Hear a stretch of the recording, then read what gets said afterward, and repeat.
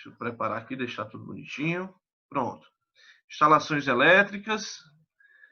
A ideia da nossa aula de hoje é falar sobre esse dispositivo de extrema importância no que se diz respeito à questão da segurança. Eu vou falar para vocês sobre a funcionalidade desse dispositivo.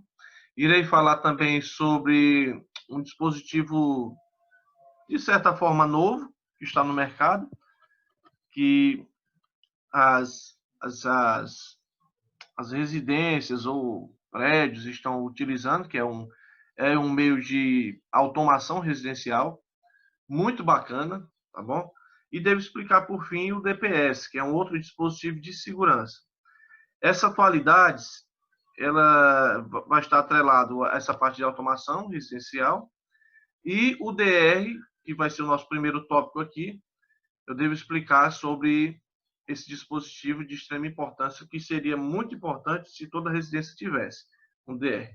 Só que se eu perguntar aqui para vocês, qual das residências de vocês tem um DR, a primeira coisa que vocês vão me perguntar, pessoal, primeiro me diz o que é um DR. Depois eu digo se tem lá em casa ou se não tem, certo? Essa imagem que vocês estão vendo é de um DR, que nós chamamos de dispositivo, tá? Dispositivo diferencial residual. Eu vou fazer explicação sobre o DR, sobre os tipos, a sua importância nas instalações elétricas, principalmente residencial, tá bom? Você que tem criança, né? Uma residência onde tem criança é onde requer maior atenção, tá? Porque a ideia desse dispositivo é simplesmente proteger as pessoas e os animais segundo a norma 5410. Normatização do dispositivo DR e forma de instalação. Vamos lá. O dispositivo diferencial residual, que é esse dispositivo aqui, é um dispositivo de segurança utilizado em instalações elétricas. A função desse carinha é detectar pequenas fugas de corrente em circuitos elétricos, acionando o desligamento automático da alimentação e evitando que ocorra acidentes. Nós estamos falando, pessoal, exatamente do choque elétrico. Vamos entender aqui. De uns anos para cá, teve um aumento substancial de utilização de eletricidade, né?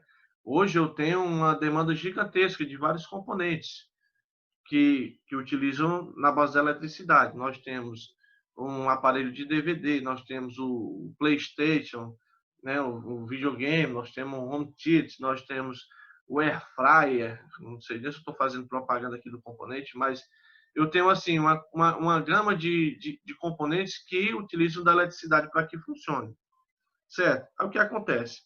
Como eu tive esse aumento substancial dessas aplicações de energia elétrica, de uns anos para cá, levaram os pesquisadores a se engajarem mais no intuito de tentar resolver uma forma de manter você seguro contra qualquer eventual problema relacionado ao choque elétrico, tá bom? Foi criado algumas definições, tá, acerca disso, e levaram-se a conclusões sobre o uso de um dispositivo que irá garantir justamente a nossa segurança.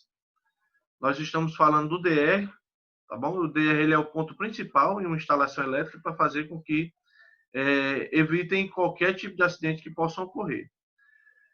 Essas fugas podem acontecer por diferentes razões, então pode ser um toque acidental, você acidentalmente tocou em uma parte metálica, digamos, uma máquina de lavar, que está em atuação, ou está tendo alguma fuga de corrente elétrica ali na carcaça da máquina de lavar, você acidentalmente tocou ali. Ou então tem um fio que se encontra desencapado em algum trecho, você vai mexer, vai trocar aquela telha, você sem querer encostou sua mão ali, alguma coisa parecida, né, na parte de um fio que se encontra desencapado. Outra, o uso de equipamentos elétricos em áreas molhadas. Qual seria o uso desses equipamentos? Por exemplo, chuveiro elétrico, você está mexendo numa chave seletora, fazendo a mudança de modo inverno, modo verão, para tomar seu banho, pegando na maçaneta. E o que acontece? Pode haver uma fuga de corrente ali. E, logicamente, como é uma área molhada, você pode sofrer algum acidente. Então, geralmente, lavanderia, né, que trabalha, a pessoa está com a máquina de lavar, lavando roupa, ou até mesmo um brinquedo que uma criança sem querer inseriu na tomada. A gente sabe que criança ela tem aquela fase de extrema curiosidade. Existem aqueles tampões, eu não sei se vocês chegaram a ver, que são aqueles tampões de plástico que você insere na tomada justamente para evitar que a criança toque, né? O dedinho dela vai direto ali no orifício da tomada. Então, assim, eu costumo salientar mais essa parte das crianças, porque crianças são muito curiosas, né? Então, assim, uma tomada em uma altura média, criança quando começa a aprender a andar, ela sobe em lugares que quando você vê, ela já está lá em cima. É complicado. Então, assim, o que você pode adotar enquanto você não tem esse dispositivo é utilizar esse plásticozinho, que ele fecha todo o orifício da tomada, evitando que a criança venha a sofrer algum choque elétrico, tá bom?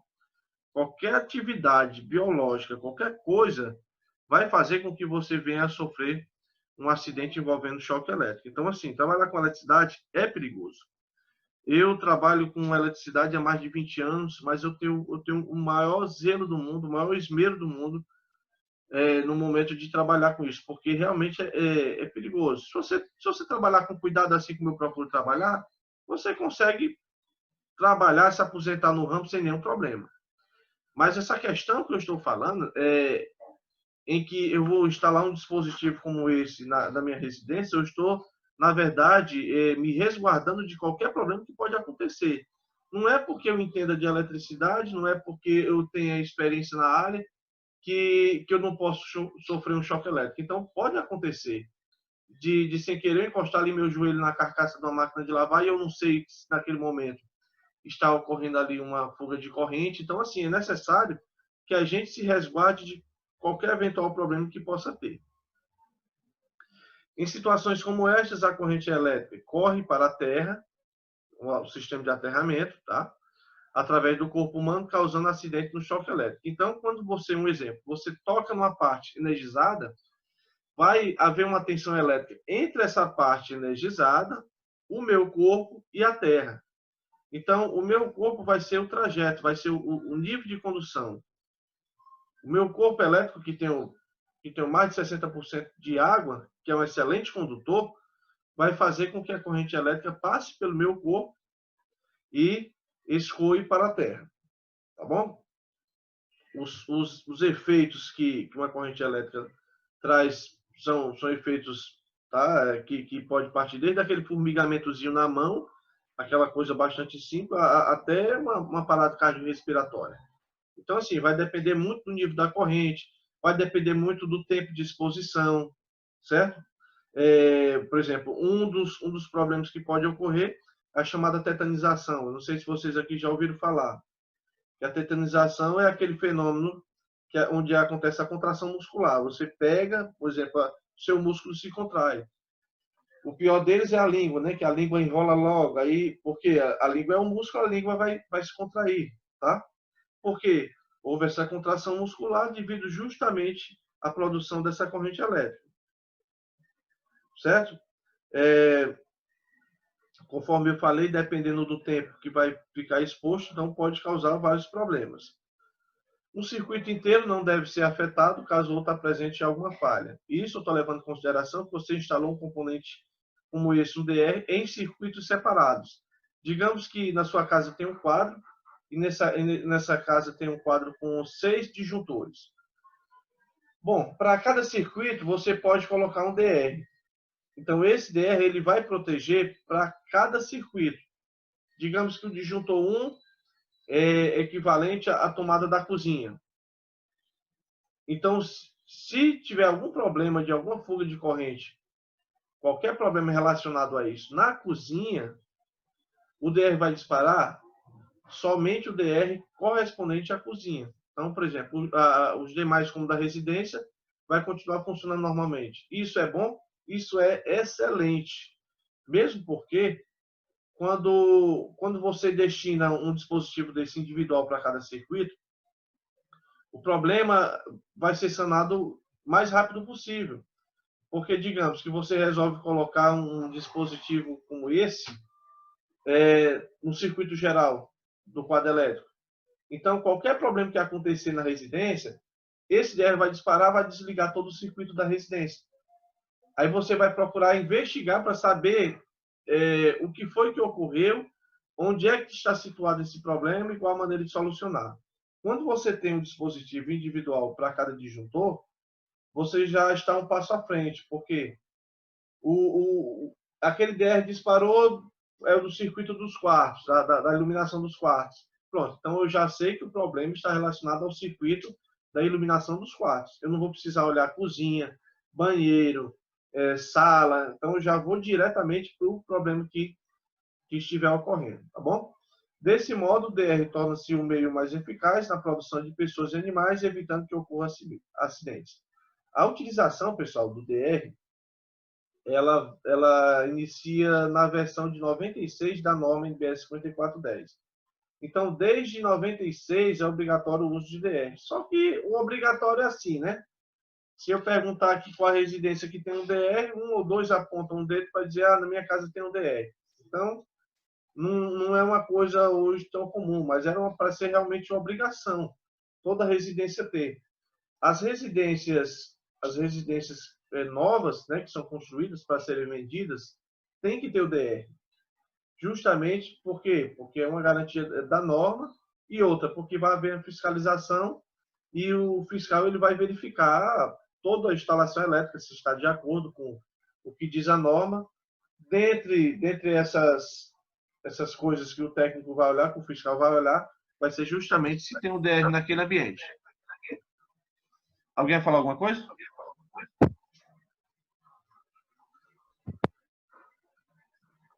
Não? Então pronto. Vamos só desligar. Beleza. O dispositivo também possui uma função bastante importante, que é a proteção contra incêndios. Tá? Ele permanece como vigia da qualidade de instalação elétrica, então isso é muito bom, porque vai evitar que aconteça uma chamada fuga de corrente. Fuga de corrente pode gerar uma faísca, e de uma faísca é o suficiente para que o destroço seja completo. Então, quando você tem uma instalação elétrica e você quer evitar qualquer problema que porventura acontecer, olha, eu vou citar aqui um exemplo bem simples, tá? Que até já aconteceu antes da conexão cair. Um rato, ele começou a roer os cabos da máquina de lavar, da parte do motor. Então, o que acontece? Ele roeu, ficou a parte condutora em contato com a carcaça e estava tendo uma fuga de corrente desse fio do circuito para a carcaça, e a pessoa só não sofreu acidente porque o DR disparou no momento que a pessoa tocou lá na máquina de lavar. Porque eu já me deparei com essas situações. Então, por exemplo, eu fui realizar atendimento já em clientes, em que o cliente disse para mim que tinha faltado energia. Lógico, o cliente não tem a obrigação de entender de eletricidade, só disse simplesmente que faltou energia aqui. Eu fui verificar, o DR se encontrava disparado, a pessoa, né, foi colocar as roupas para lavar e começou a funcionar, encostou lá, e o DR fez o papel dele ainda bem. Tá? Então, assim, qualquer fuga de corrente que acontecer, qualquer problema, o DR vai estar justamente à disposição para fazer essa proteção. A ideia maior, logicamente, é a proteção à vida, né? Conforme eu tinha falado para vocês, o choque elétrico ele pode causar várias coisas. Desde aquele formigamento, uma chamada tetanização, que eu falei para vocês, a queimaduras, dependendo, obviamente, do nível da tensão, tá? Quando, por exemplo, passa uma corrente pelo corpo da gente, né? Pelo corpo humano, é acompanhado por um desenvolvimento de calor. Então, pode acontecer, já houveram vários casos de pessoas que tocaram em partes metálicas, receberam choque elétrico, tiveram queimaduras, tá? Fibrilação, que também é um caso muito comum, pessoas que levam choque, né? Que seria o descompassamento do batimento cardíaco. O coração da gente contrai, que é o músculo, né? Depois ele relaxa, depois ele contrai, depois relaxa, então ele faz esse movimento. Quando a pessoa recebe o choque elétrico, vai haver um descompassamento dos batimentos cardíacos. Então, só vai ser resolvido, obviamente, com um chamado desfibrilador. Isso você vai no hospital e tem que ser, obviamente, muito rápido, para que não ocorra outros problemas graves, como falta de oxigênio no cérebro e outras coisas parecidas. Tá bom? Ainda por se tratar de um dispositivo simples e pequeno, o DR pode ser instalado com facilidade diretamente no quadro, então eu posso fazer essa aplicação, sendo elemento indispensável na segurança de uma instalação elétrica. Uma observação que eu quero passar para vocês é o seguinte: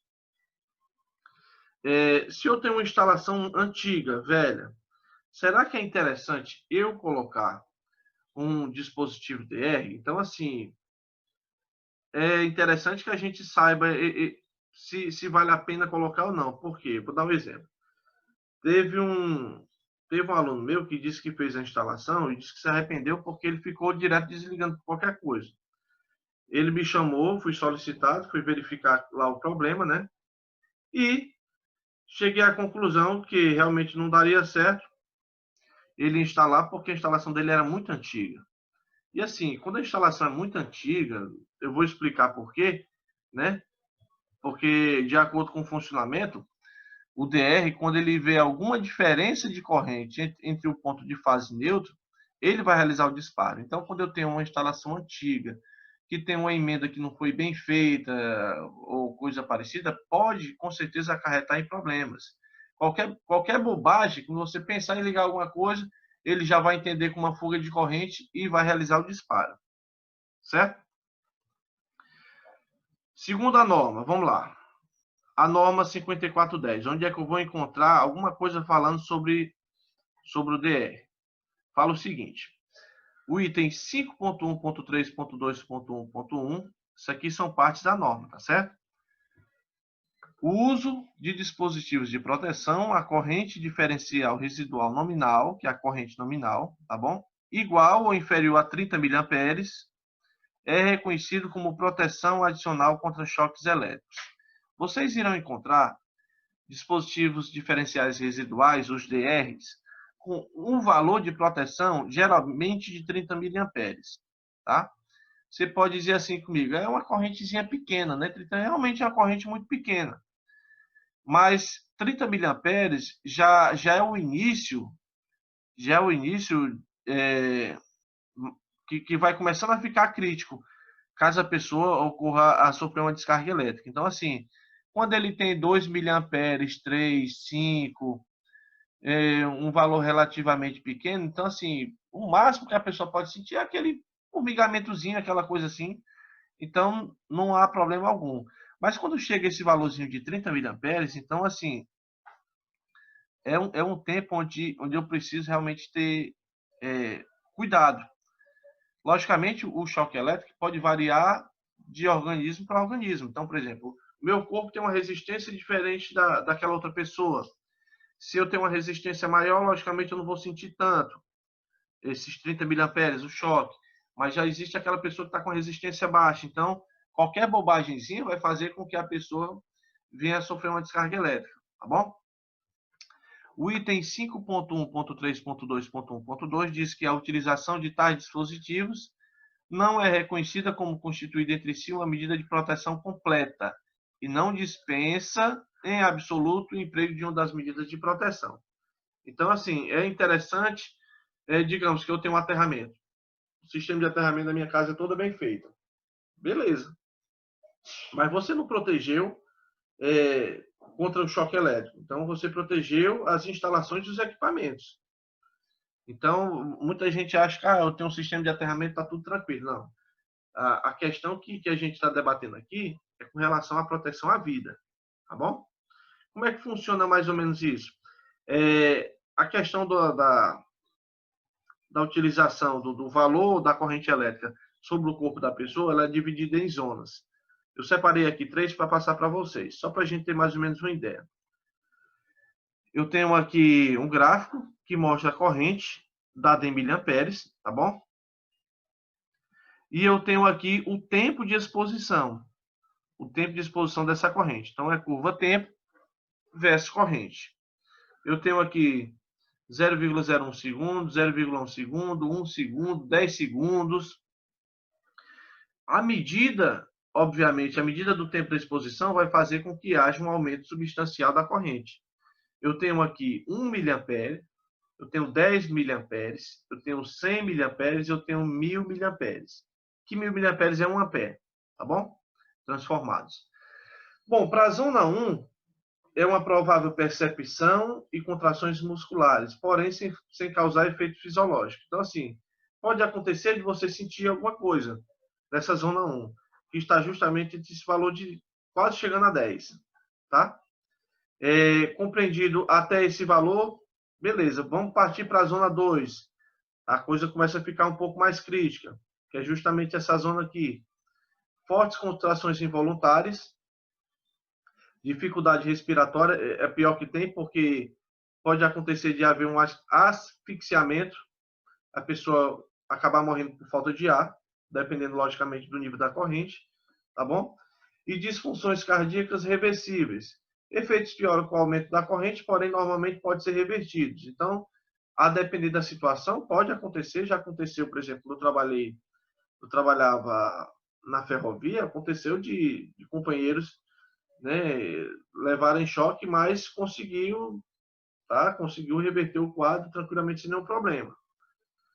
Já a zona 3, que é uma probabilidade de fibrilação ventricular. Então, esse caso já é mais complicado, porque dependendo da quantidade de pessoas, geralmente 50%, vai haver justamente esse descompassamento dos batimentos cardíacos. Aí essa pessoa vai ter que ser encaminhada ao hospital. Isso, logicamente, o tempo tem que ser o mais curto possível para que não ocorra qualquer problema, principalmente com a falta de oxigênio levando ao cérebro. Tá? Então, assim, pode acontecer também na zona 3 ter um processo reversível? Pode ter também. Tá? Só que a zona 3, com o valor da corrente chega a esse valor, então, assim, já se torna um caso mais delicado. Eu trabalhei com locomotivas e tem uma locomotiva lá, que é a locomotiva General Electric e General Motors, são os modelos da locomotiva lá. Tem um dos modelos lá que a gente fazia um teste de carga, que a corrente chegava para mais de 1000 amperes. Vocês têm uma ideia aqui de que 1000 miliamperes, que é 1 ampere, já começa a haver esse probleminha, você imagina 1300 e pouco. Então, assim, tem que se trabalhar realmente, como diz um ditado, pisando em ovos, que é um trabalho muito delicado envolvendo isso, tá? Continuando na nossa norma diz o seguinte: casos em que o uso obrigatório, né, o uso do dispositivo DR de alta sensibilidade como proteção adicional obrigatório, além dos casos específicos na seção 9, então tudo isso aqui, pessoal, é da norma que eu retirei, tá bom? E qualquer que seja o esquema de aterramento deve ser objeto de proteção adicional, lembrando que eu vou falar sobre aterramento lá na frente. Por dispositivo, a corrente diferencial residual, com corrente diferencial residual nominal igual a ou inferior a 30 miliamperes. Certo? Aí vamos lá, quais são os pontos a serem observados? Primeiro, os circuitos que sirvam a ponto de utilização, situados em locais contendo banheira ou chuveiro. Então, esse é um dos pontos principais. Eu já vi casos em pessoas que compraram um chuveiro elétrico, fez a instalação, colocou o DR começou a disparar quando a pessoa ia utilizar o chuveiro e contratava um eletricista para retirar o DR. Olha que coisa absurda. O técnico, o que diz, entre aspas, né, dizendo que era técnico, diz assim, não, o problema é isso aí, está disparando, então deixa eu tirar. Eles tiravam, ligavam direto no disjuntor, pronto. Realmente não disparava. Só que o que acontece? Se o disjuntor disparava, é porque tem alguma coisa errada. Então, tirou completamente a proteção que tinha. Tá bom? Então, todo chuveiro elétrico tem necessariamente que ter um DR, justamente para proteger. E nós estamos falando de uma área molhada. Você está molhado no banheiro, mexendo na chave seletora para mudar de modo inverno para verão ou de verão para inverno. Então, é necessário que você tenha esse dispositivo. Qualquer fuga de corrente que tiver, agora sim, vamos lá. Casos que já me deparei. Por que acontece do DR dar tanto problema no chuveiro elétrico? Porque, na verdade, quando a pessoa vai comprar um chuveiro elétrico, primeiro tem que comprar um chuveiro elétrico que seja blindado. A gente fala blindado, tá? E que seja compatível com DR. Se ele comprar qualquer chuveirozinho aí, que não tenha blindagem, não tem nenhum sistema de proteção, realmente, quando eu colocar o DR, qualquer besteira ele vai entender como fuga de corrente e vai disparar. Então, nesse caso, realmente não resolveria, a não ser que eu trocasse o chuveiro por um chuveiro exatamente compatível com a utilização do DR. Segundo ponto, os circuitos que alimentem tomadas de corrente situadas em áreas externas da edificação. Então, digamos, você tem uma tomada do lado de fora. Você vai ligar um som do lado de fora da sua casa, né? Ali na área de serviço, né? Na varanda. Você vai ligar aqueles jatos para você lavar o carro ali no jardim. Então, nesses pontos seria interessante também ter um DR. Outros pontos, o circuito de tomada de corrente situado em áreas internas que possam vir alimentar equipamento no exterior. Então, por exemplo, tomadas na parte de dentro e você vai fazer a utilização na parte de fora, no jardim ou no quintal. Os circuitos que em locais de habitação sirvam a pontos de utilização situados em cozinhas, copas cozinhas, lavanderias, área de serviço, garagem e demais dependências internas molhadas a uso normal ou sujeitas à lavagem. Então, essas áreas que nós costumamos chamar de áreas úmidas, tá? Seriam também locais onde eu preciso instalar um DR para esse circuito. Então, digamos, você fez um circuito ali da cozinha, né, ou da lavanderia, tem um disjuntor lá separado. Então, pronto, você teria que ter um DR exclusivo para isso, tá? O item E diz o seguinte: os circuitos, cadê? Os circuitos que em edificações não residenciais sirvam a pontos, cadê? De tomada situada em copa cozinha do mesmo jeito, olha. Garagem em áreas internas, molhadas ao uso normal ou sujeitas à lavagem. Então, tanto em edificações não residenciais, como em locais de habitação, eu tenho que utilizar esse dispositivo. Bom? Com relação ao funcionamento, vamos lá. O dispositivo DR calcula a diferença entre a corrente de fase e a corrente do neutro, fazendo uso do princípio da lei dos nós. Eu não vou me atentar muito para isso, porque esse assunto eu falo quando eu pego uma turma de eletricidade básica, uma área de vocês é a área de edificações, mas na parte de eletricidade eu falo sobre duas leis, que é a lei das malhas e a lei dos nós, voltado para a eletricidade. A lei dos nós diz que a soma das correntes que entram em um encontro de condutores é igual à soma das correntes que saem. Lógico. Então, quer dizer que se está entrando corrente no circuito, tem que sair o mesmo valor de corrente no circuito. Se você vai fazer, por exemplo, a ligação de um ferro de passar, bom, você vai ter lá os dois orifícios, né? Os três, mas estamos considerando fase neutra aqui. Quando você ligar na tomada fase neutra, bom, a corrente tem a fase, que a corrente vai para o ferro de passar, e o ferro de passar retorna através do outro condutor, que nós chamamos de neutro. O neutro, nesse momento, vai haver corrente elétrica.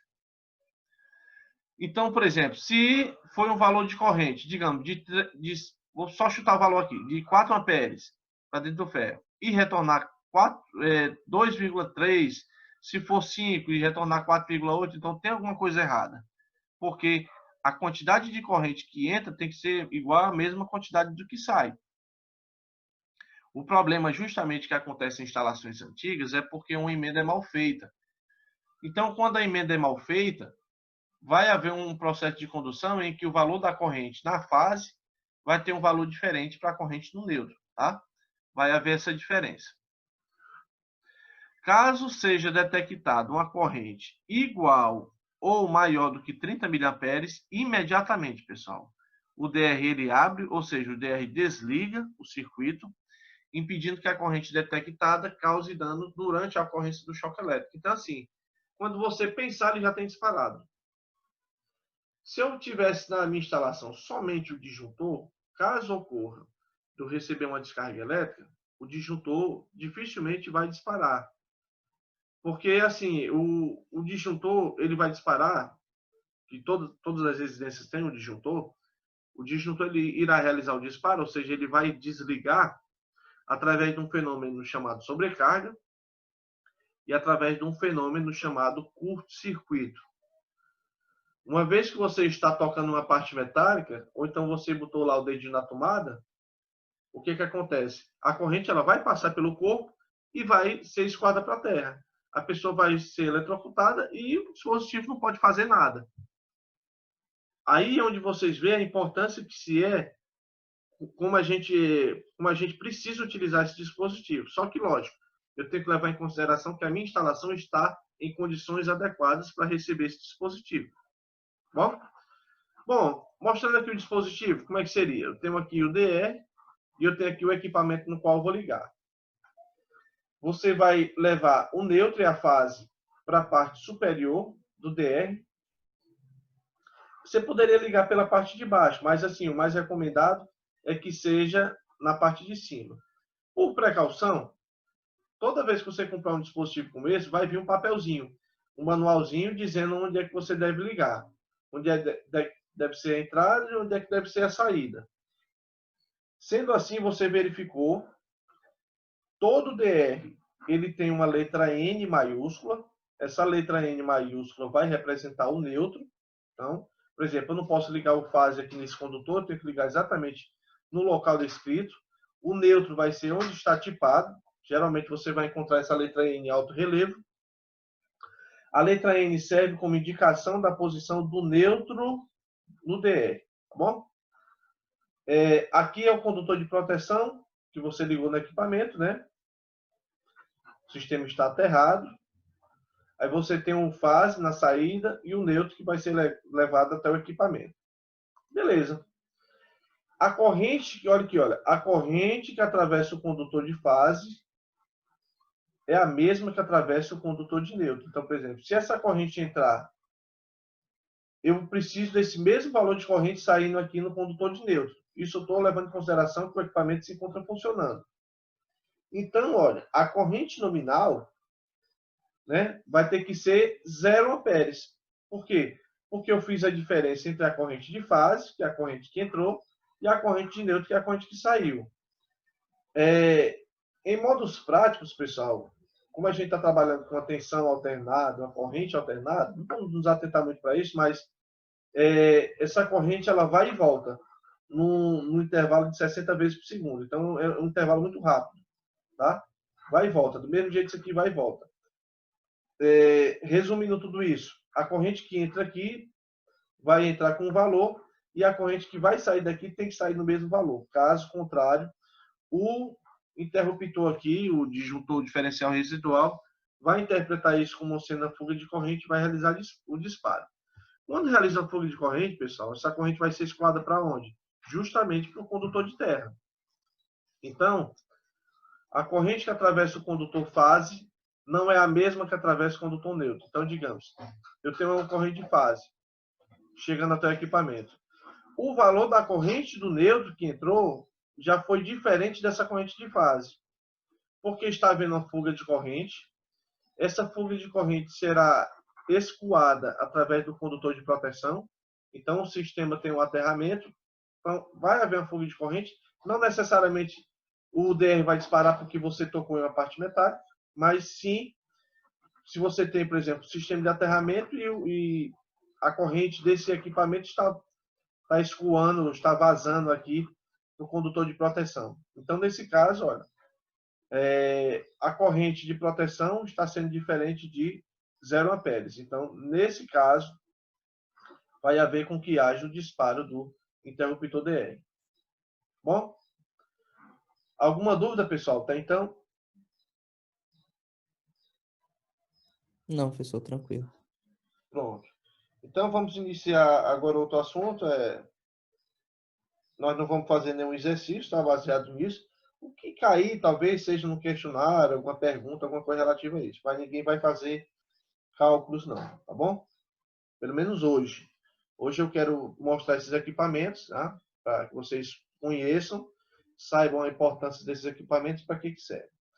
Aí vamos nós. O próximo equipamento que eu quero mostrar para vocês é um equipamento voltado para automação residencial. Então, assim, hoje, pessoal, hoje eu tenho uma comodidade de obter em minha residência um conjunto de equipamentos que, obviamente, vai me trazer conforto, tá? Isso, na verdade, nada mais é do que a tecnologia chegando. Se você tem aquele televisor antigo, antigamente, quando a gente precisava mudar o canal, né? a chave seletora, a gente ia até o televisor para realizar a mudança do canal. Hoje, não, hoje o camarada nem se mexe. Hoje ele tem um controle remoto em mãos que ele vai comandar controle remoto. Hoje eu tenho um celular que, que você instala um programa do ar-condicionado. Já aconteceu o caso lá na sala de aula, um exemplo, em que eu estava atrás do controle do ar-condicionado, né, para reduzir a temperatura, que estava muito quente na sala. Aí o aluno com o celular, o aluno disse assim, não, professor, não, fica tranquilo aqui que eu tenho um aplicativo aqui que dá certo. E através do celular ele realizava o comando e fazia com que aumentasse ou reduzisse a temperatura do ar-condicionado. Então, a ideia é justamente isso, é trazer um conforto melhor, não deixar a gente mais preguiçoso, mas manter um conforto melhor. Tem casos, por exemplo, de circuitos que a gente batendo palma, existem circuitos integrados que você bate palma e a luz acende, ou a sirene acende, tá? Voz também. Oi? O comando de voz, o IoT também. Comando de voz. Então assim, existem várias coisas. Para vocês terem uma ideia, vou dar um exemplo. Eu fui fazer um atendimento em uma escola que o acionamento da sirene ainda era no modo antigo. Alguém ou outra aí deve recordar. Que antigamente, quando dava no horário do recreio, era escolhido para Cristo alguém lá da escola, que ia lá pressionar lá o botão da sirene, ficava ali pressionando ali por uns 3, 4 segundos, depois desligava. Então fazia esse trabalho, fazia esse processo. O trabalho que nós fizemos foi um trabalho muito simples, mas para a diretora ela achou ali a nova era da tecnologia, que foi o quê? Instalar um relé de tempo, instalar um relé programador horário. Eu coloquei os horários programados durante a semana todinha das aulas, manhã, tarde e noite. E o que acontece? Quando dava aquele horário, o contato desse relé programador horário ele fechava, enviava um comando junto com esse relé de tempo, a sirene tocava ali durante os 3 segundos que eu coloquei e depois desligava. Isso na entrada da aula, durante o intervalo, seja ele para tirar o intervalo para voltar, e o horário da saída. Então eu fiz isso nos 3 turnos, fiz a programação toda bonitinha. Beleza, ela achou ali aquilo magnífico. Então, assim, muita gente ainda não sabe que existem essas tecnologias, né, por detrás de várias coisas. A ideia justamente é essa, é trazer o conforto, trazer facilidade. A automação residencial, da mesma forma, através de um relé, que nós chamamos de relé Wi-Fi, vai realizar justamente esse controle das cargas, tá bom? Então, vamos lá.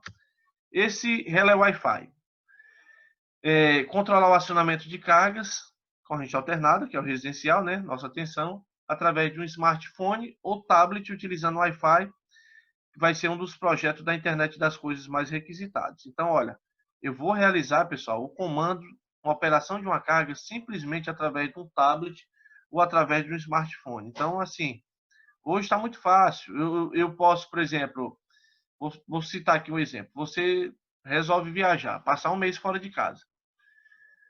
Se o ladrão perceber que aquela casa não tem ninguém, então, logicamente, o ladrão vai mexer os pauzinhos para querer entrar na casa. Por quê? Ele observa ali que durante uma semana, 2 semanas, a casa ali está um silêncio, à noite fica ali tudo escuro, então, opa, ali não tem ninguém. Quando você tem um nível desse de automação residencial, você consegue fazer a operação de ligar uma lâmpada. Você pode estar no Japão. Você tem acesso a câmeras que você consegue verificar o quarto, verificar a sala, quer dizer, verificar todos os ambientes dessa residência e conseguir fazer a operação, seja por comando de voz ou seja mesmo pelo clique, né? Só no pressionado de um botão. Você está no interior, o que você pode fazer? Vou ligar agora a luz da cozinha e a luz do quarto. Então, o sistema, como ele é todo integrado à rede, ele vai fazer com que essa lâmpada seja acionada. Então, isso vai ser bacana, porque quem está fora vai achar que tem gente dentro de casa. E diz, não ligaram a luz ali, ali tem gente. Então pronto. Então, a ideia foi simplesmente também pensando em segurança. Tá? Quando se fala em automação residencial, uma das primeiras coisas que vem em mente é o acionamento de lâmpadas ou carga através do acesso Wi-Fi. Mas não é simplesmente isso. Tá bom? Então, quero passar para vocês o conhecimento através desse relé Wi-Fi, que eu acho muito interessante. A minha ideia futuramente é de fazer a instalação na minha residência desse relé Wi-Fi, porque vai facilitar muito para mim, tá bom? Tem um baixo custo, tá bom? É simples de fazer a instalação, é prática, não tem nenhum problema, é mais questão de você programar, tá bom? Ótimo custo-benefício para controlar remotamente a iluminação, até mesmo outras cargas em residências ou ambientes comerciais. Nós chamamos de relé Wi-Fi interruptor inteligente. Então vamos lá, o que é esse relé Wi-Fi? O relé Wi-Fi interruptor inteligente vai ser um dispositivo que permite acionar cargas, não necessariamente tem que ser lâmpadas, tá bom? Pode ser qualquer tipo de carga que funciona na sua residência. Logicamente, eu tenho que verificar o valor da potência, do equipamento, tá bom? Eu vou fazer essa operação de maneira remota através de um sinal de Wi-Fi. Então, eu vou precisar, obviamente, de um sinal de internet. É composto basicamente por um relé. O nome desse modelo é o ESP8266, tá? Um regulador de tensão, que vai regular o valor da tensão para que não haja nenhuma alteração, que permite alimentar a placa com a tensão AC na faixa de 90 a 250. Isso vai depender, logicamente, da região. Mas, geralmente, nós temos valores padrões.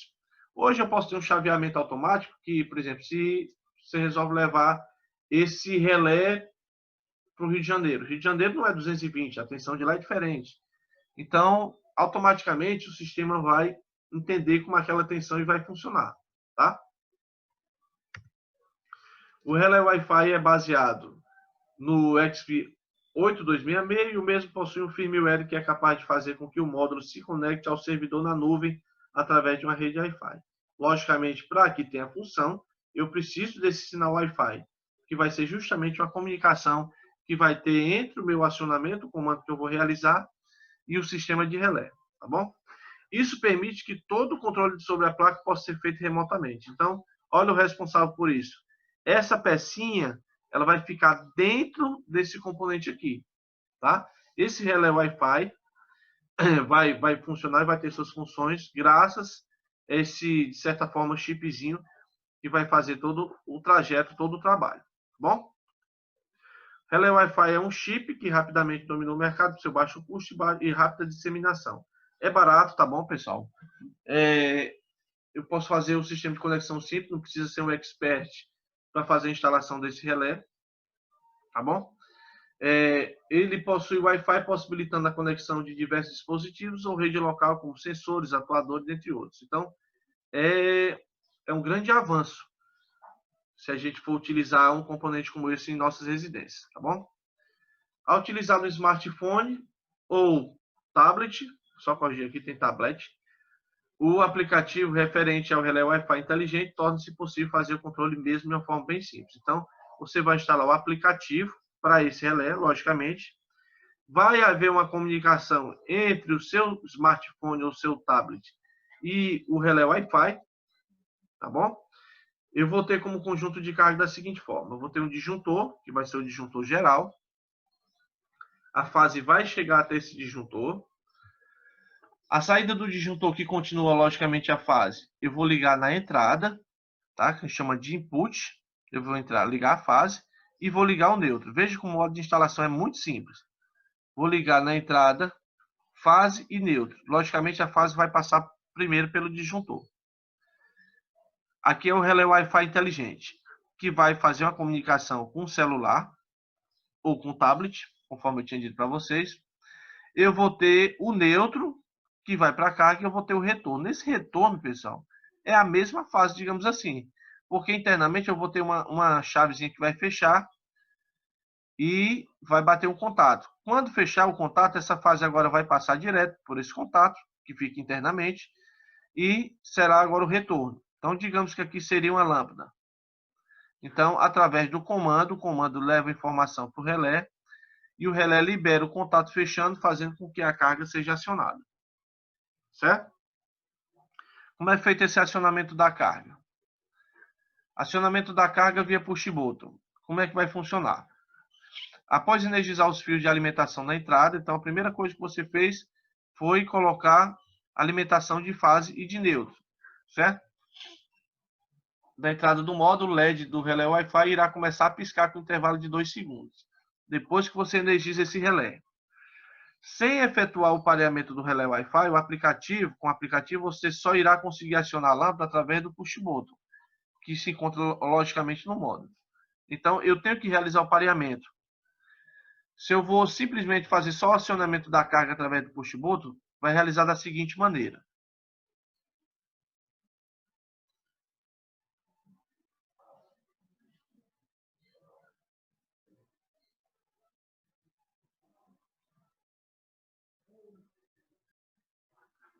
Certo? Então, assim, aqui seria o acionamento manual, que você vai fazer no local, tá bom?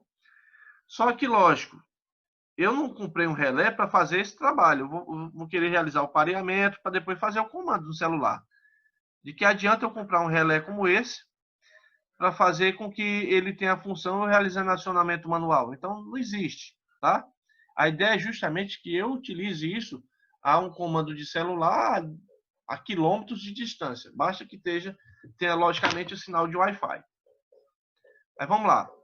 Para iniciar o pareamento do relé Wi-Fi com o aplicativo, basta pressionar o push button por 5 segundos. Então, aqui é um procedimento, tá? Quando você compra um relé como esse, vai vir um manual. E esse manual vai conter as informações, tá bom? Você vai pressionar o push button por 5 segundos. E quando o LED verde começar a piscar o mais rápido, você vai soltar o botão. Então, esse vai ser o procedimento inicial que você vai fazer, tá? Então, você tem que parear ele primeiramente. Neste momento, o relé Wi-Fi estará apto para ser pareado com o aplicativo. Então, é como sinal de Bluetooth, né? Você tem uma caixinha, você vai fazer o pareamento do sinal do Bluetooth com essa caixa de som. Então, você está fazendo a comunicação entre essa caixa de som e o seu celular, o seu dispositivo, tá? Aqui é como se fosse um processo parecido. Eu tenho que realizar também o que nós chamamos de pareamento. Então, qual seria o procedimento? Vou mostrar para vocês aqui.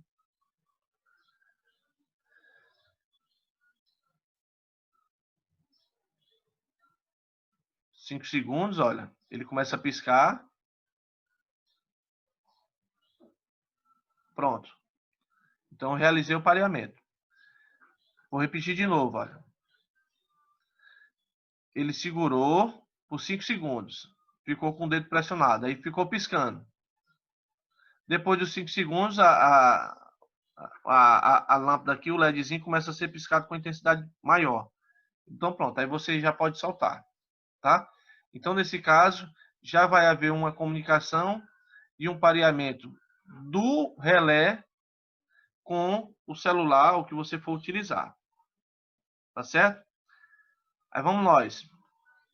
Uma vez que eu fiz todo esse trabalho, o próximo passo agora é realizar o comando da carga mediante o uso do aplicativo. Então, você tem instalado o aplicativo, né? Você fez a instalação no seu smartphone e tal, você fez o sistema de pareamento no relé, fez o trabalho todo bonitinho. O próximo passo é fazer o comando da carga mediante o uso do aplicativo. E como é que vai proceder?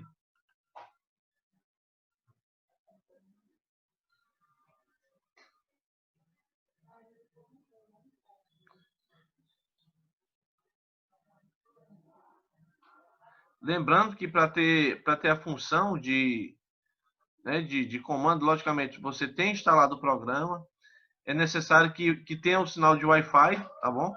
Porque, logicamente, o comando vai vir do comando de celular. Eu tenho que fazer esse procedimento, caso contrário, não vai ter função nenhuma.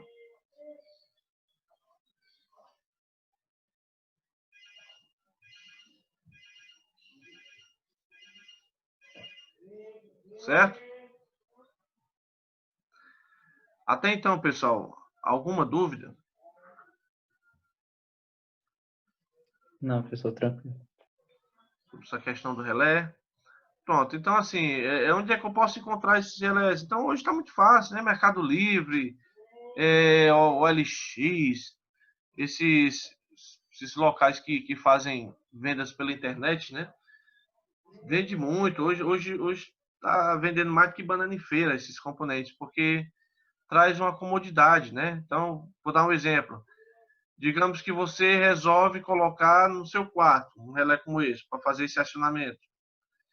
Eu não vou precisar, digamos, se o meu quarto for muito grande, eu não quiser fazer a instalação do three-way, que é aqueles dois interruptores, né, que eu coloco um no começo do quarto e outro lá perto da cabeceira da cama.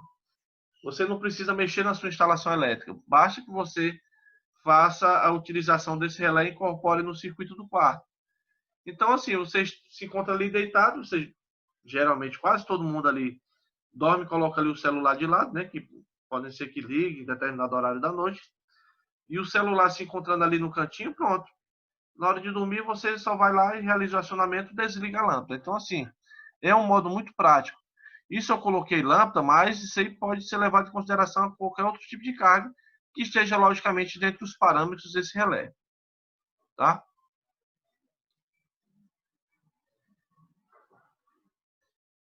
Pronto, a gente fez uma pergunta bacana. Professor, no caso de Wi-Fi, se ele ter problema com falta de energia, o sinal, mesmo fazendo ele cair ou desligar várias vezes, o relé ele não poderia acabar com o pareamento, acaba por cair. Bom, se ocorrer falta de energia, tá bom? Dependendo do tipo e do modelo, pode ser que ele tenha uma autonomia de tantas horas para segurar essa memória. Caso contrário, você vai ter que realizar o pareamento mais uma vez, tá? Só que assim, como não é algo comum de se acontecer, as quedas de energia, principalmente nos dias atuais, então não tem problema algum com relação a isso, não. Tá? É um preçozinho até camarada. Pessoal, vamos nós falamos, só ajustar aqui, nós falamos sobre o DR, que é o dispositivo diferencial residual. Esse dispositivo tem grande importância, eu acho que de todos eles aqui, o que eu posso destacar é realmente o DR, porque o DR que vai proteger as suas instalações. Só que a ideia do DR, ele é voltado principalmente pela questão da vida, tá? Se vocês derem uma olhadinha lá na norma 5410, eu não sei se eu mandei para vocês no grupo, mas no item que fala sobre DR, fala justamente pessoas e animais, proteção de pessoas e animais contra eventuais fugas de corrente, seja contatos diretos ou contatos indiretos. Então, é muito importante a utilização de um DR, porque pode realmente salvar vidas, tá bom? Aí falei sobre o processo de automação industrial e nós vamos falar a automação residencial e nós vamos falar agora desse dispositivo chamado DPS, que é o dispositivo de proteção contra surtos. Bom, quais são os pilares para que você tenha um sistema de proteção em sua residência? Eu tenho pelo menos 4. Primeiramente, eu tenho o disjuntor, lógico, toda residência tem que ter disjuntor. Eu tenho que ter um bom aterramento, sistema de aterramento. Eu devo falar posteriormente sobre os tipos de aterramento. Eu preciso ter um DR, que é um dispositivo diferencial residual para proteção das pessoas e animais, né, para nossa proteção. E nós temos, por fim, esse dispositivo de proteção contra surto, conhecido como DPS. Esse dispositivo vai ter como função detectar qualquer problema relacionado a um surto de tensão. Ou seja, o valor de tensão que chegou a um valor muito absurdo. Então, assim, esse dispositivo ele vai garantir justamente que os meus equipamentos sejam danificados. Vamos citar aqui um exemplo aqui bem simples. Digamos que em períodos de chuva começa a ter muito raio e o raio ele atinge a instalação elétrica da sua casa. Qual é a função do raio em uma instalação elétrica? É simplesmente destruir tudo que vem pela frente. Então, uma vez que o raio ele adentra a instalação elétrica da sua residência, ele sai queimando tudo: televisor, geladeira, televisor, micro-ondas, tudo. Tudo que estiver conectado à tomada vai sofrer essa descarga e com certeza será danificado.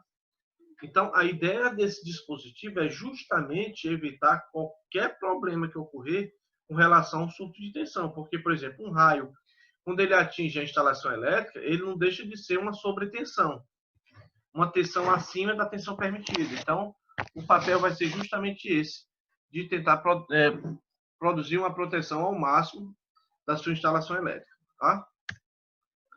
Dispositivos de proteção contra surtos são equipamentos desenvolvidos com o intuito de detectar surtos de tensão transitória na rede, que pode acontecer, e fazer com que o desvio desse excesso dessa tensão ela seja desviada para a Terra.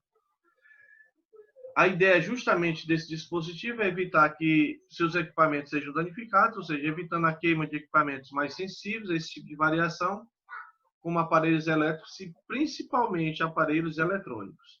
Tá? Equipamentos eletrônicos, pessoal, são equipamentos muito delicados. Mesmo que aquele equipamento eletrônico ele provenha de um dispositivo de proteção, mesmo assim ele não deixa de ser um dispositivo sensível. Então, qualquer surto que tiver, qualquer coisa, qualquer problema que ocorrer, então pode acontecer de acarretar em problemas do seu componente. Só um instante, Fabrício falou que está sem áudio. Dá uma verificada aí, Fabrício. Acho que é a sua parte. Vocês estão conseguindo me ouvir, os demais? Tá ok. Tô conseguindo ouvir agora.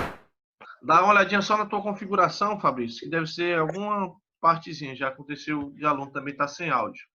É só uma parte da configuração. Qualquer coisa você me avisa aqui no... Já resolvi já. Já resolveu? Pronto. Valeu. Certo? Então, assim, os equipamentos como modems, digamos, um celular que você conectou para carregar na tomada, um computador, um notebook, que trabalha com dispositivos de eletrônica, então são dispositivos sensíveis, mesmo que esses dispositivos eles tenham um valor de proteção, um nível de proteção para proteger contra qualquer outro problema, mas a depender do valor dessa tensão, desse surto de tensão vir atingir a instalação elétrica, atingir seu aparelho de forma direta ou indireta, com certeza vai danificar, tá? Então, a ideia desse dispositivo é simplesmente pegar esse excesso de tensão. Vocês vão ver que eu posso utilizar esse dispositivo tanto nas fases, como eu posso utilizar no neutro também. E qualquer alteração de valor de tensão, ele vai enxergar como um surto de tensão e vai fazer esse escoamento, fazendo com que essa tensão ela seja desviada para a Terra. Tá? Com relação aos surtos de tensão, basicamente o surto pode ser os endógenos e os exógenos. Vamos ver a diferença dos dois. O primeiro, que é o endógenos, refere-se ao surto de tensão de manobra, como acionamento de interruptores, um acionamento de carga, um funcionamento de motores ou até mesmo um curto-circuito.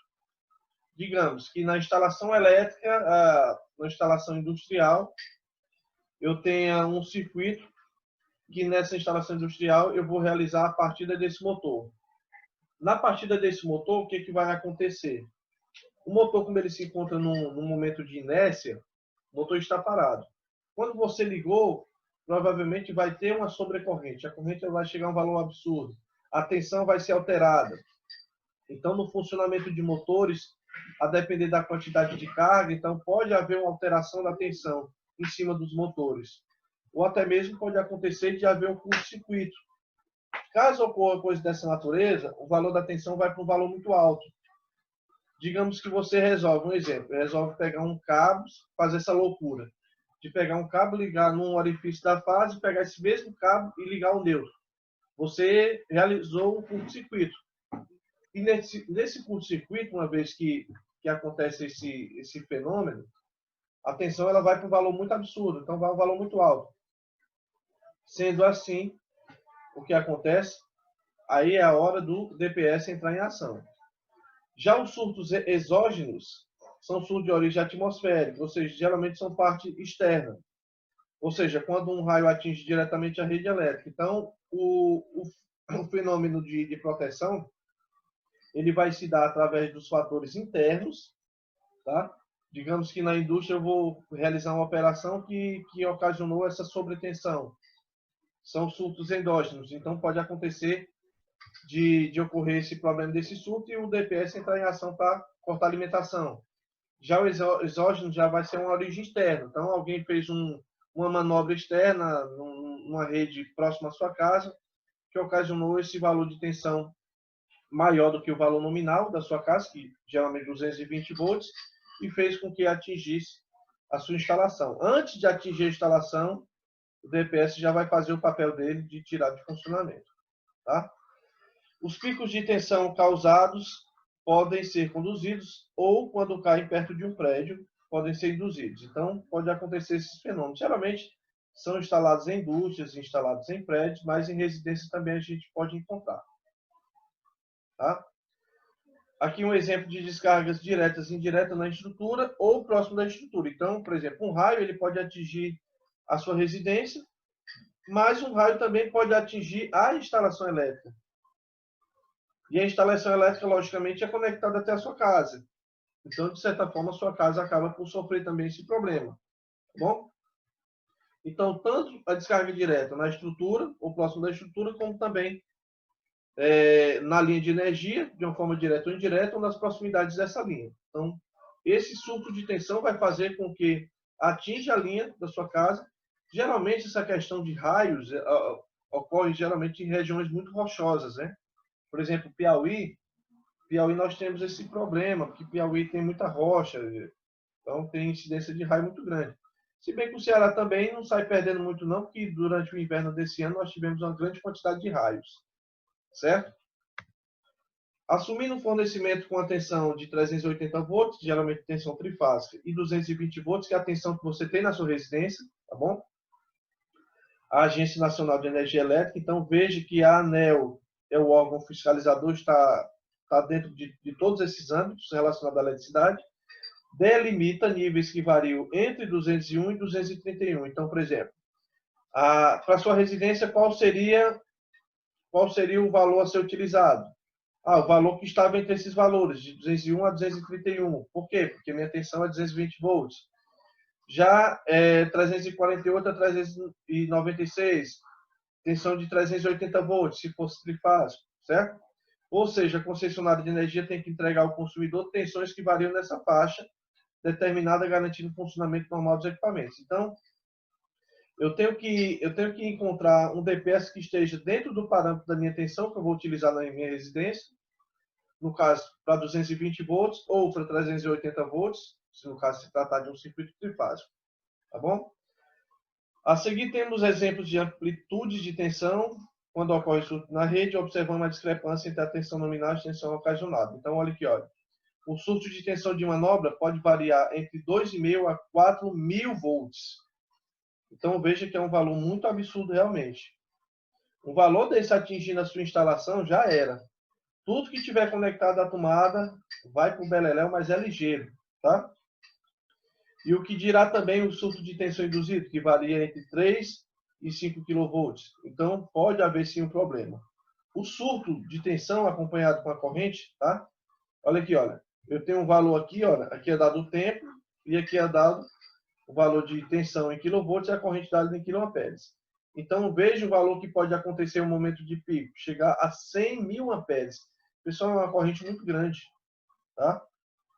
Então, é justamente nessa atuação que o DPS ocasiona esse corte de alimentação. Um detalhe, dentro do DPS, eu vou encontrar um componente como se fosse tipo um varistor. Esse varistor é um componente eletrônico que tem como função detectar qualquer valor de excesso de tensão e romper a sua alimentação, como um fusível. Por exemplo, um fusível. Você utiliza um fusível no seu carro, né? Ali o fusível. O fusível é de quantos amperes? Exemplo, 10 amperes. Se a corrente ultrapassar os 10 amperes, esse fusível vai romper. Aí você vai ter que trocar o fusível. No caso do varistor, da mesma forma. Um DPS, na parte interna, eu tenho um varistor. Quando ocorrer esse excesso de tensão, esse varistor vai ser rompido. Então, assim, ou você vai trocar o seu DPS, ou, dependendo do nível da tensão, logicamente, o técnico vai abrir esse DPS, vai verificar esse varistor e vai realizar a troca desse varistor para fazer com que o DPS tenha sua função novamente, tá? Com relação, como é que eu vou escolher o DPS? Bom, os DPS são divididos em classes, tá bom? A classe, logicamente, vai variar de acordo com o tipo de proteção a ser oferecido. Então, uma coisa é utilizar um DPS para a linha residencial, outra coisa eu posso utilizar na parte de um prédio, de uma edificação ou de uma indústria, tá bom? A classe identifica o teste a qual o DPS foi submetido no que se refere à corrente de descarga. Então, nós temos algumas classes, tá? Nós temos classe 1, classe 2 e classe 3. eu vou explicar um pouquinho de cada, tá bom? Esse primeiro, que é a classe 1, limita surto de tensão nos quais parte da corrente do raio está associada. Esse tipo de classe, né, chamado classe 1, ele pode ser utilizado tanto em áreas urbanas ou em áreas rurais. Mas, geralmente, a classe 1 é voltada para grandes aplicações, tá certo? Questão de indústrias, questão de fábricas, tá bom? Os GPS dessa classe foram testados com um gerador de forma de onda de 10 a 350 microsegundos. Pessoal, é muito rápido. Quando você pensar que deu um problema, o DPS cortou a alimentação. Aí, como seria esse cortado de alimentação? Antes do sistema de alimentação, essa tensão vai passar pelo DPS. Na parte, eu vou mostrar depois para vocês, a saída desse DPS vai ser conectada diretamente para o aterramento. Para que eu tenha um DPS, é necessário que eu tenha um bom aterramento, para que realmente ele faça a sua função de escoar o valor dessa onda de tensão migrante, essa tensão absurda para o sistema de aterramento. Bom, eu tenho uma classe 2, que limita surto de tensão. Geralmente, esse tipo de classe é o mais comum, tá? Geralmente, é muito utilizado esse tipo de classe de DPS. Limita surto de tensão que chegam a penetrar na edificação. Dessa forma, o DPS classe 2 está destinado a proteger equipamentos que possam ser danificados ao receber tensões superiores. Então, geralmente, esse tipo de classe ele é o mais utilizado e é o mais indicado, tá bom? Vai entre 8 a 20 microsegundos e são instalados nos quadros de distribuição internos ou quadros secundários. Então, lá no quadro de distribuição, onde você tem lá os disjuntores, onde você tem lá o DR, né, que vai fazer a proteção das pessoas, tá, da proteção da vida na residência, eu vou ter a instalação também desse DPS. O DPS vai receber uma fase, ou seja, ele não vou encontrar assim, um DPS trifásico, vai ser individual por fase.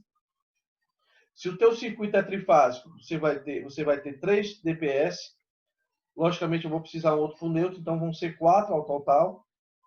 Se o seu meu for residencial, você vai ter 2 DPS, um por fase e um para o neutro, tá bom? A última classe é a classe 3, que vai limitar surto de tensão que penetra em equipamentos mais sensíveis. Tá? Então, geralmente são componentes eletrônicos ou microeletrônicos. Então, são componentes realmente bastante sensíveis. Existem, por exemplo, laboratórios de eletrônica que vai fazer trabalho de conserto de outros equipamentos eletrônicos que utilizam esse DPS. Então, por exemplo, se algum surto de tensão vir atingir um equipamento que você está testando, pode acontecer de ocasionar um problema. Tá? Então, para esse tipo de aplicação, são mais aplicações em componentes mais sensíveis. Dos 3, entre classe 1, classe 2 e classe 3, o classe 2 ele é o mais utilizado no sistema residencial. Classe 1 é voltado para sistemas de grande porte e o classe 3 para sistemas mais sensíveis. Certo? Até então, pessoal, alguém tem alguma dúvida? Não, pessoal, tranquilo. Pronto, então eu vou explicar, pessoal, depois que a conexão voltar, eu vou explicar sobre as características, tá bom? O que eu vou encontrar de características elétricas no DPS. Quando você vai comprar um DPS, é necessário que você saiba de algumas informações. Eu não vou chegar na loja e dizer assim, eu quero um DPS classe 2, pronto. Eu tenho que saber valor de tensão, tensão máxima, tensão de operação, tá bom? Vamos falar agora sobre as características, tá? Agora que conhecemos as classes, eu sei a aplicação, por exemplo, vou utilizar na minha residência, então interessante que eu utilize a classe 2. Se eu utilizasse, pessoal, a classe 1 ou classe 3 na minha residência, também não haveria problema, não. Só que a ideia de utilizar a classe específica para o que eu vou utilizar, por exemplo, para minha residência, a classe 2 é o suficiente. Se eu utilizasse classe 1 para um sistema eletrônico, daria certo? Também daria, mas ele vai ter mais eficiência de acordo com a minha aplicação. Tá bom? Então, quais são as características elétricas? Primeiro, a tensão nominal. Primeira coisa que eu tenho que saber, qual a tensão que eu vou utilizar? Então, a tensão nominal nada mais é do que a tensão de alimentação da rede elétrica. Eu moro em São Paulo. A minha tensão é 127 volts. Não, eu moro em Brasília, 220 volts. Moro em Fortaleza, 220 volts. É importante saber qual a tensão nominal em que o DPS está inserido para poder escolher a tensão máxima contínua. Tá bom? já que essa tensão nominal tem que ser, obviamente, menor do que essa tensão máxima contínua. A tensão máxima contínua, tensão máxima de operação, tá? É um valor de tensão sempre maior do que a nominal, sempre. Então, por exemplo, a sua tensão é de 220 volts, então eu vou ter que utilizar um DPS que tem uma tensão máxima de operação de 275. Geralmente são os valores que a gente encontra, tá? Você não vai encontrar a tensão máxima de operação dele é 220, não. Tem sempre a margem de folga.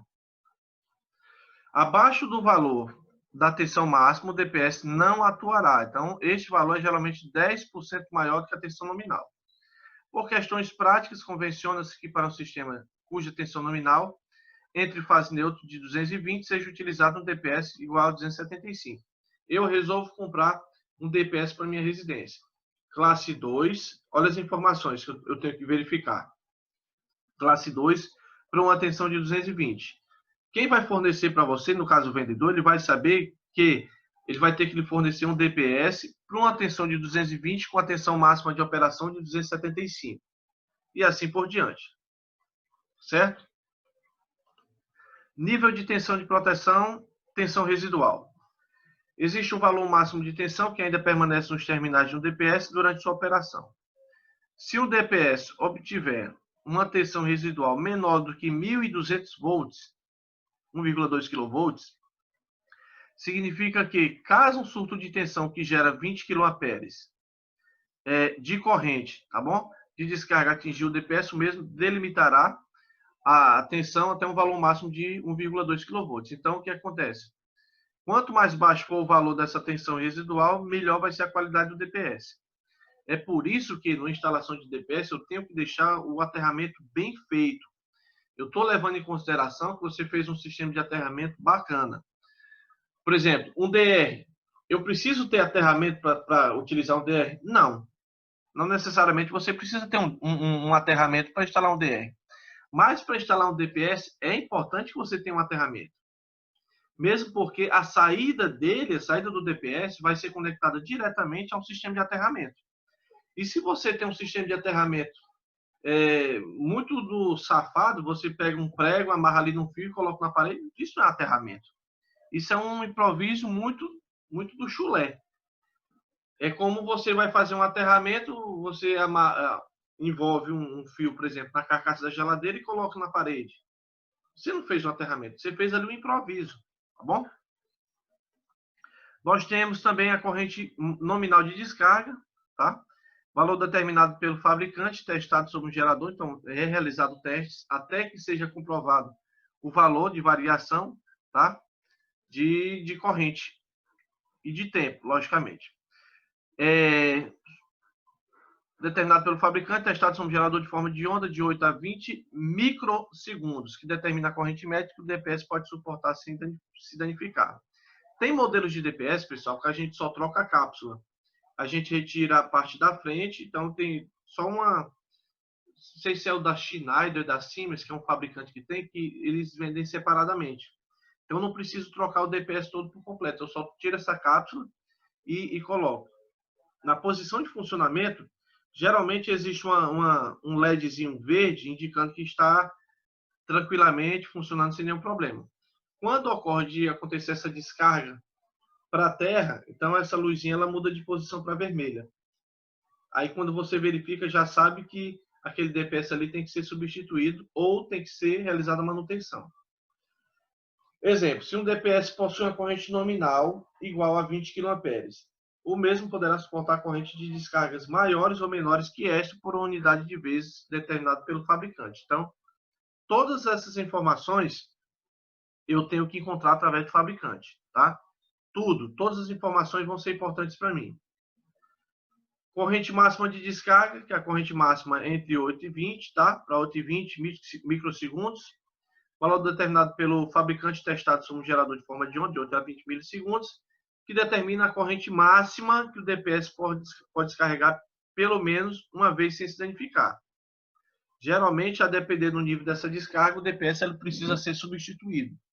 Tá bom? Há situações onde o DPS consegue fazer a descarga através do seu componente pelo conector de terra e pode ser utilizado mais de uma vez, mas geralmente, a depender do nível dessa tensão, do nível dessa descarga, o DPS precisa ser trocado. Se o DPS possui uma corrente máxima igual a 40 kA, pessoal, 40 kA é uma corrente muito grande, tá? O mesmo poderá suportar a corrente de descarga dessa natureza somente uma vez. Para assegurar a proteção do DPS, é necessário tomar algumas precauções. Quais são? Primeiro, o equipamento ou os circuitos a serem protegidos devem ser ligados ao barramento equipotencial ao qual o DPS está ligado. Então, exemplo, você vai ligar o DPS. Na parte de cima você vai ligar o fase, na parte de baixo você vai conectar o terra. No quadro de distribuição, geralmente existe um barramento, tá? Barramento metálico, barramento geralmente de cobre, no qual vão ficar o encontro dos condutores de terra. E nesse barramento eu tenho que fazer a instalação de um cabo que vai do barramento até a saída do meu DPS. O comprimento dos cabos que interligam o DPS e os cabos que saem do DPS, que é o aterramento, não deve ser juntos maiores que 50 centímetros, sem curvas ou laços, justamente para que esse DPS ele execute a sua função da melhor maneira possível, certo?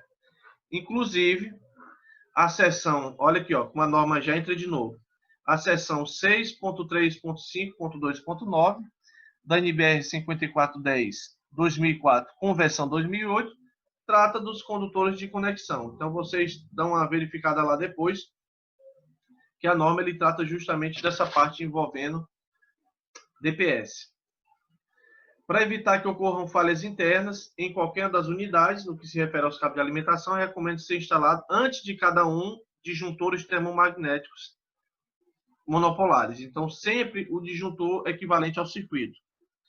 A NBR 5410, no item 6.3.5.2.9, recomenda seções mínimas dos condutores de aterramento para cada classe. Tá?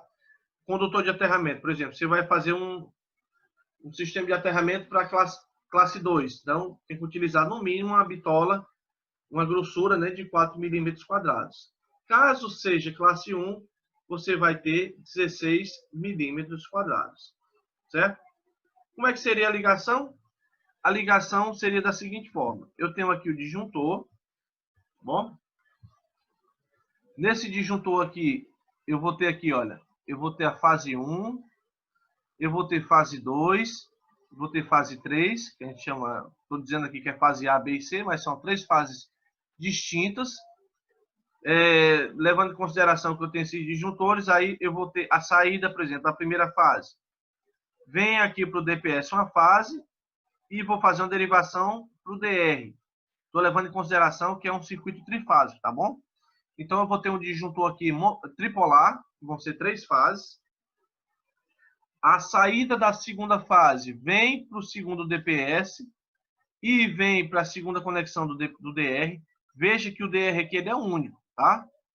Para um circuito trifásico, eu vou utilizar um DR tetrapolar. Tetrapolar por quê? Porque são 3 polos para a fase e 1 para o neutro. Fazendo no total 4 polos, tá bom? Neutro também conta como polo. A terceira fase vem para um outro DPS que eu faço a derivação para o DR. Fiz a conexão do neutro através do DR e fiz a conexão do neutro através do outro DPS voltado só para o neutro. Na parte de baixo, eu posso fazer a conexão entre si, da saída, porque vão ser todas conectadas ao aterramento, tá?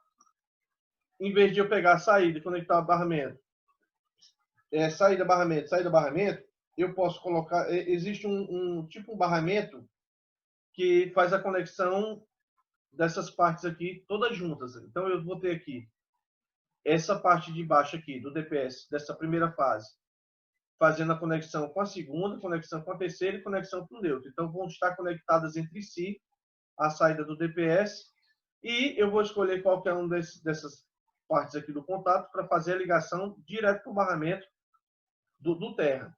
Tá? A bitola desse condutor pode ser ou 4 milímetros quadrados ou pode ser 16 milímetros quadrados. Isso vai depender muito da classe que você utilizou. Certo? Então, com relação à linha 1 mais a linha 2, tem que ser menor do que 50 centímetros no ponto de ligação, tá bom? Justamente para que faça a sua função adequada.